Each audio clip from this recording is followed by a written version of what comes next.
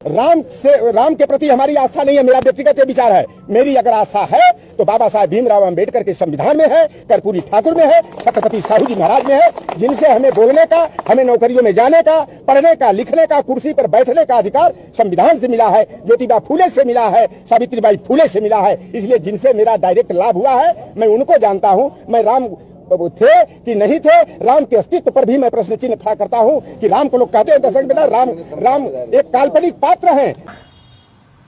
आपको रिप्रेजेंटेशन यानी आपको प्रतिनिधित्व अधिकार देने का काम जिन महापुरुषों ने किया है, जिसके दम पर माननीय मुलायम सिंह आपके पिताजी और आप मुख्यमंत्री बन पाए हैं, वो यही महापुरुष है जिसको लॉटन राम जी मानते हैं कि प्रत्यक्ष रूप से इन्हीं ने हमको अधिकार दिया है। भगवान राम ने तो आपको अधिकार दिया नहीं। अगर भगवान राम में माननीय अखिलेश यादव जी आप आस्था रखते हैं तो आपको मालूम होगा, आपने रामायण पढ़ा होगा, तो नहीं पढ़ा तो पढ़िएगा। उन्होंने अपने क्षत्रिय धर्म का पालन करते हुए हमेशा से ब्राह्मण धर्म की रक्षा की और वर्ण व्यवस्था को लागू किया, और वर्ण व्यवस्था लागू करने के नाते ही उन्होंने सम्मुख ऋषि की हत्या कर दी जो एक शूद्र थे, और वर्ण व्यवस्था में आपका स्थान भी शूद्र है। यदि आप भगवान राम को आदर्श मानते हैं तो आपको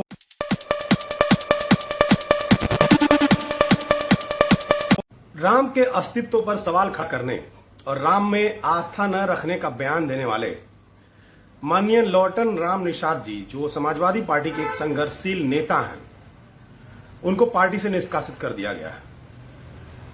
आइए पहले उनका बयान सुनते हैं कि उन्होंने क्या कहा, उसके बाद मैं इसका विश्लेषण करता हूं।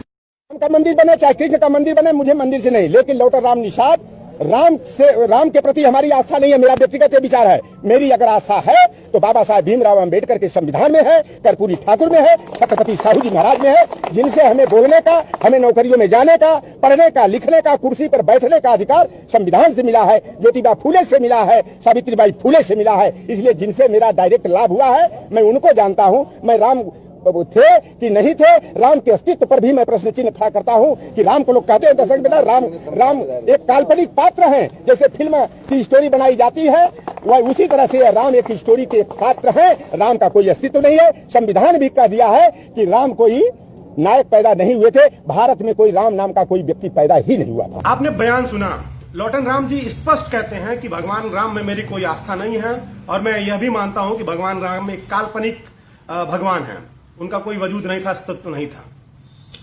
दोस्तों, पार्टी से जहां तक निकालने की बात है, सबसे पहले मैं इस पे चर्चा करता हूं। भारत एक धर्मनिरपेक्ष राष्ट्र है, सभी धर्मों को आजादी है, यहां पर कोई भी किसी धर्म के बारे में मान सकता है।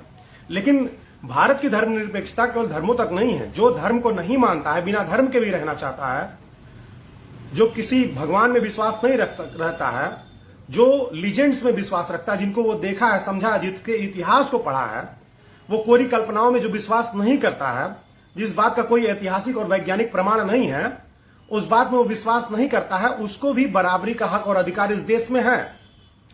हमारी राजनीतिक पार्टियां अलग अलग विचारधारा के लोगों को अगर अपने पार्टी में रख सकती हैं, तो वो एक रैशनल यानी तर्कवादी विचारधारा रखने वाले को क्यों नहीं रख सकती हैं? इतना डर क्यों लग रहा है लोगों को? आप तर्कवाद को अगर राजनीति में जगह नहीं देंगे तो आप जरा सा दिमाग लगा करके बताइए कि इस दुनिया में धर्म के मानने वाले लोगों ने क्या बेहतर कार्य किया है। बहुत इतिहास में मत जाइए, आप बताइए कोरोना वायरस जो महामारी है, इस महामारी में लड़ने के लिए जो आस्तिक लोग हैं, जो भगवान में, धर्म में विश्वास रखते हैं, उनका क्या योगदान रहा है। किसी ने नमाज पढ़ने को कहा, किसी ने गौमूत्र पीने को कहा, किसी ने गोबर लपेटने को कहा। क्या ये सारे उपाय जो भगवान के मानने वाले लोगों ने बताए असरदार हुआ कोरोना वायरस महामारी में? जी नहीं। अगर कोरोना वायरस महामारी में आप देख लीजिए तो यहां पर वैज्ञानिक सोच रखने वाले देशों ने जो विकास किया है, चाहे वो मास्क बनाना हो, चाहे वो सैनिटाइजर का आविष्कार हो, ये सारा तर्कवादी लोगों ने किया है।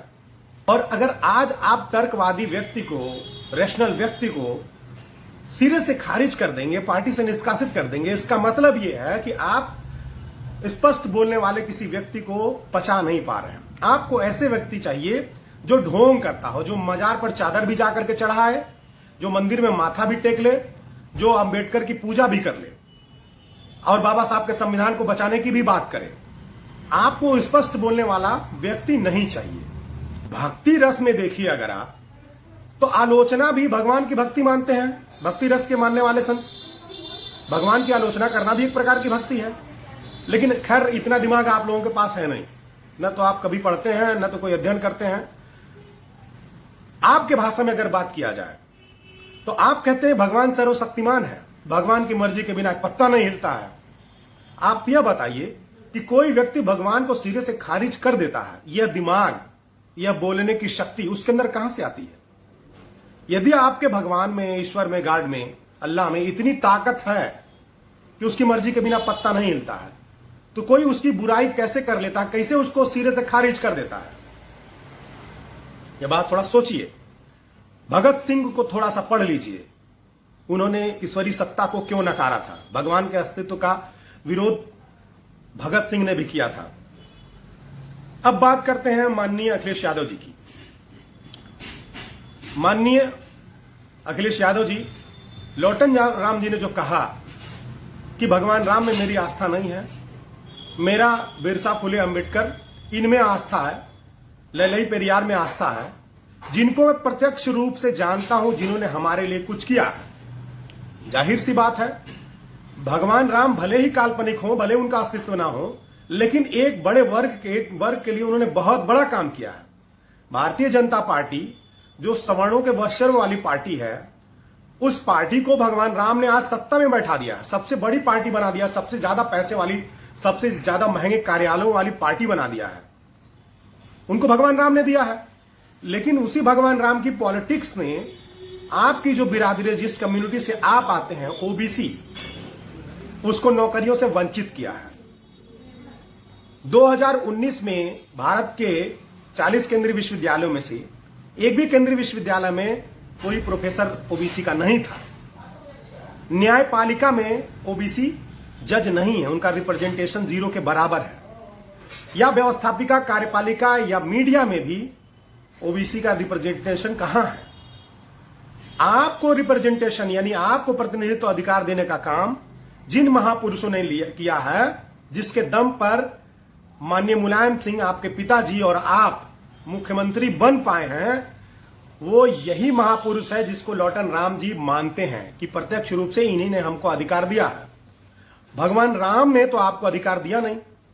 अगर भगवान राम में माननीय अखिलेश यादव जी आप आस्था रखते हैं, तो आपको मालूम होगा, आपने रामायण पढ़ा होगा, तो नहीं पढ़ा तो पढ़िएगा, उन्होंने अपने क्षत्रिय धर्म का पालन करते हुए हमेशा से ब्राह्मण धर्म की रक्षा की और वर्ण व्यवस्था को लागू किया। और वर्ण व्यवस्था लागू करने के नाते ही उन्होंने शंभुक ऋषि की हत्या कर दी, जो एक शूद्र थे। और वर्ण व्यवस्था में आपका स्थान भी शूद्र है। यदि आप भगवान राम को आदर्श मानते हैं, तो आपको अपने शूद्र धर्म का पालन करना चाहिए, अच्छे कपड़े नहीं पहनना चाहिए। अखिलेश यादव जी, आपको अच्छी कुर्सी पर नहीं बैठना चाहिए, जमीन पर बैठना चाहिए। और योगी आदित्यनाथ जी ने जो आपका शुद्धिकरण कराया था आपके कार्यालय को, उसके लिए उनको धन्यवाद देना चाहिए। आपको अपनी डिग्रियां जला देना चाहिए, अपने पढ़ने लिखने बोलने के अधिकार को छोड़ देना चाहिए। अगर आप भगवान राम में आस्था और विश्वास रखते हैं तो। अगर नहीं रखते हैं तो आप अच्छे कपड़े पहनिए, जो कि अंबेडकर की देन है। आप संवैधानिक अधिकारों का प्रयोग करके चुनाव लड़ रहे हैं, जो बाबा साहब अंबेडकर की देन है। आपने डिग्रियां ली हैं, जो ज्योतिराव फुले की देन है। आप आरक्षण का भी पूरा लाभ लिए, जो कि साहू जी महाराज की देन है। इन लोगों को अगर आप खारिज करते हैं, जिन लोगों का नाम माननीय लौटन राम निषाद जी ने लिया और काल्पनिक ईश्वर के अस्तित्व को नकारा, तो आपको पूरा हिंदू धर्म का पालन, ब्राह्मण धर्म का पालन करना चाहिए। साथियों, यह वीडियो बनाने का मकसद यही है कि जो भी लोग धर्म के मानने वाले, राम के मानने वाले जो भी लोग हैं, उनको पूरा जगह और पूरा सम्मान मिलना चाहिए। जो भगवान को मान रहा है वो भी, जो भगवान को नहीं मान रहा है वो भी, क्योंकि जिसको जहां से फायदा होता है वो वहां पर जाकर के माथा टेकता है। सवर्णों को भगवान राम से फायदा मिलता है, मंदिर बनते हैं, उनको उसमें दान मिलता है, अधिकार मिलता है। मंदिर के नाम पर जो अंधविश्वास फैलता है, उससे ज्योतिष पैदा होते हैं, पुजारी पैदा होते हैं, उनका खर्चा चलता है। तो वो भगवान राम में अपनी आस्था रखे हुए हैं, वो मंदिर बनाएंगे तो बहुत सारे अंधभक्त पैदा होंगे, लोग मंदिरों में माथा टेकेंगे। अपने जो नौकरियां जा रही, जो गरीबी और भूखमरी से लोग मर रहे हैं, वो यह मानेंगे कि ये ऐसी हमारी नियति है, वो संवैधानिक अधिकारों को भूल जाएंगे। तो भगवान राम उनको बहुत सारा अधिकार दे रहे हैं। लेकिन जो लोग पेरियार, ललई, अंबेडकर, इन लोगों को मानने वाले लोग हैं, जिनको हमारे इन महापुरुषों ने अधिकार दिया है, वो इनमें अभी आस्था रखेंगे, तो उनका भी बराबरी का सम्मान होना चाहिए। मैं माननीय लौटन राम जी को बहुत बहुत धन्यवाद देता हूं और उनका स्वागत करता हूं।